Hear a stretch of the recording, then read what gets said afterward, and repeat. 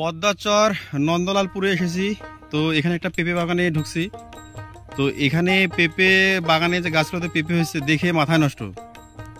দেখুন এই গাছটা দিয়ে অসংখ্য পেঁপে, এবং পেঁপের সাইজগুলো অনেক বড় বড়, অনেক বড়, এবং উপরে কিন্তু এখনো এখানে ফুল হয়েছে, পেঁপে হচ্ছে। তো সাধারণত আমরা বাড়ির উঠোনে যে পেঁপে গাছটি রোপণ করি সেটাতে আসলে এই এত বেশি পেঁপে কিন্তু সাধারণত হয় না। কিন্তু এই বাগানে এসে যে দেখতেছি যে গাছ ছোট ছোট কিন্তু পেঁপে অনেক বেশি। এখানে একটি গাছ দেখুন যে গাছটি পেঁপের ভারে কিন্তু পড়ে গেছে, তারপরেও কিন্তু এই গাছে দেখুন পেঁপেগুলা গোল এবং অনেক বড় বড়।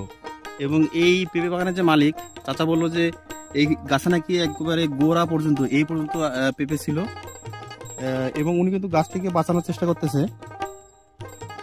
এবং আমি যদি সামনে এই যে দেখুন কত বেশি পেঁপে, মানে পেঁপে দেখে মাথা নষ্ট। এরকম গাছগুলোতে কিন্তু অসংখ্য পেঁপে হয়েছে। এবং আরেকটা গাছে দেখুন একেবারে মনে হচ্ছে কাঁঠাল, কারণ কাঁঠাল কিন্তু অনেক লম্বা হয় এবং এই পেঁপেটা কিন্তু অনেক লম্বা, এবং আমি কিন্তু এত লম্বা পেঁপে কখনো দেখিনি।